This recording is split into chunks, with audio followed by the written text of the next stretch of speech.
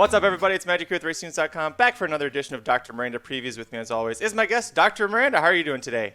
I'm doing great. I'm super excited that Keeneland opens up in 24 hours from right now. I'll be at the Ashland the Bluegrass Stakes on Saturday, so I'm just super excited to be able to go see racing in person again. Oh, man, I'm jealous. Yeah, Santa Anita also opening up the infield and selling limited tickets this weekend for the Santa Anita Derby. So it's slowly starting to get back to the track. I'm very jealous of everybody who gets to go.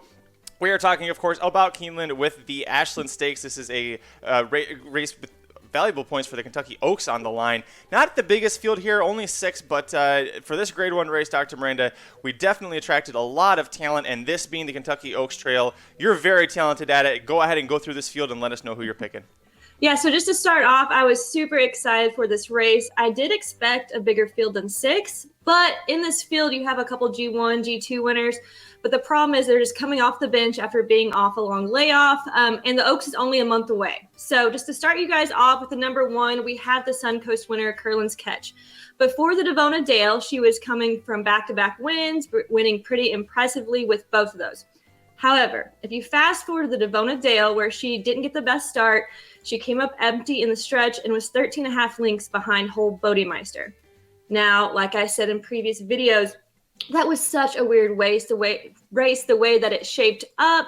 And at the same time, I was super high on Millie Philly in that race and on the Gulfstream Park Oaks, and both times she came up empty. And last week, there was actually no excuses at all. And the fact that Malathat is in this race and has beat Millie Philly makes me not like Curlin's Catch even more. Not to mention, the only time she's ran this distance before, she got one of her lowest buyers and didn't even hit the board. So then we go with the number 2 horse, Pass the Champagne. This one is very interesting to me for exotic plays. She didn't do best in her debut by getting a distant second, but then she changes jockeys, she changes trainers, and comes out and runs an 86 buyer at 7 furlongs. Now, I know this is a huge step up from her maiden special weight to a G1, but at the same time, she has the same high buyer that your morning line favorite 9-5 has. This is her first time around 2 turns, first time against winners, but that really doesn't concern me because she's been training well and consistently. And I think that's going to be a key role in this race on who's ready and who just isn't ready. Now, the next one is Simply Ravishing. Now, I believe this is Kenny McPeek's top 3-year-old filly. She's beat Crazy Beautiful by 6 lengths in the past, and that's just who won last week in your Gulfstream Park Oaks. She is the class of the field. She's a G1 winner. She's faced tough horses like Vequist, Travel Calm, Clairiere. Going into the Breeders' Cup, she was 3 for 3 with Saez on top. She even won on this track before in Alcibiades. I think I said that right. She has the speed to set the pace. She was running 80 to 90 buyers before her last race. Now, I'm going to give her some slack in the Goldenrod Stakes because she was just coming off a 22-day layoff. That's it. I think she was honestly tired, just like Swiss Skydiver, because she was running back-to-back for 5 months straight. Another thing like Swiss Skydiver that I don't think that you can look past is she just ran a 46 4 furlong last month in training. And I don't think you can overlook that. But at the same time, she's not Swiss Skydiver. I don't think she's going to come back the same way that Swiss Skydiver did. She has the potential to be the best horse in this field. I just think she needs one under her belt before the Oaks. And I think this is exactly what they're doing with her here. This is going to be a prep race because she's going to hit the board. She's going to get the points, and she'll be in the Oaks next month. All right, so then we go to Moonswag. Like I've said before, this horse just tends to always show up.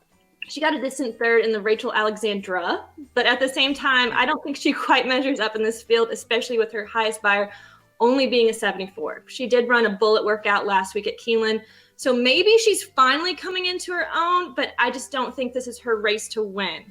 Now, we have the number 5 Malathat. I've been waiting for her return for some time. She is your morning line favorite at 9-5. It has gone 3 for 3. She was purchased for $1.5 million. So that tells you they expect a lot from this horse. She ran and won the Desmoselle against Millie Philly, but watching back on that race, I honestly think she was just passing the tiring horses. I mean, if you look back last week, Millie Philly, everybody thought she was in the clear, and then she started to fade. And I think that's exactly what happened with Desmoselle too. John Velasquez has to keep on her, or he had to keep on her in that last race, because if you watch it back, she looked like she got really sidetracked. She wasn't really into it. And I don't know. She questions me here in this race. And the fact that she's been off for 4 months, I just don't think that she's going to be ready for this. Now, she could be a totally different horse next month in the Kentucky Derby Oaks, but I just like the Simply Ravishing. I just don't think this is her race to win. Another thing, Todd Pletcher has not been doing great with these promising fillies. I mean, look at Zagel, look at Conlima. I just don't trust him here. She does get Rosario, but like I said, I just don't think this is her race to win. And lastly, we have Will Secret, the number 6. I think she's been surprising a lot of people. People have been doubting her ability, especially in the Honeybee, and look what happened. She shook off 2 of Brad Cox's horses, plus the Asmussen at Oaklawn, which isn't the easiest thing to do. I think she's still being underestimated to this day with her morning line odds of 9-2. I mean, she's 3 for her last 3. She is the most versatile in this field with having wins off the pace and on the pace. In every single race, her buyers have been going up. And she draws the outside post, which I think that's going to give her a lot of upside and gives her the ability to either stalk or come off the pace like she has done before. So with my top pick, I'm not sure if you guys picked it up again. I swear I'm not superstitious. I'm going with the number 6, Will's Secret. I think she's the most primed and ready out of this field. She has some great wins under her belt. And like I said, she's very versatile and consistent. I don't think there's going to be a fast pace in this race. I expect Simply Ravishing and Malathat to kind of link up and set the pace. But I do not think they're ready for 2 turns after 4 months off. And I think that's where Will Secret is going to pick up the pieces. So underneath, I'm going to go with the other 2 favorites. You have to go with Simply Ravishing and Malathat. And other exotics, I'm going to throw in Past the Champagne. So we're going to do a $10 win bet on the number 6, Will Secret. In a $5 exacta box, we're going to go with Will Secret and Simply Ravishing.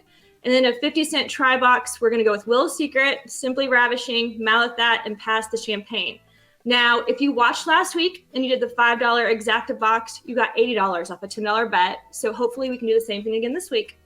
Perfect. I love it. I didn't even get a chance to praise you yet for how well you did last week with the Gulfstream Park Oaks. And then now we're going to Keeneland. You're going to be there in person. So I'm expecting not only are you going to be successful here with the Ashland in this division, the Kentucky Oaks division, to continue to do well. I also expect you to be live tweeting while you're there at Keeneland. Those of us who can't be at the track, put out photos, put out videos, just little random reports. Let us know what's going on. Hell, just take photos of just anything, literally anything. It'll be nice to all of us who are not at the track. Dr. Miranda, let the folks know at home where they can follow you for all your tips and insight as you're at Keeneland this weekend and beyond.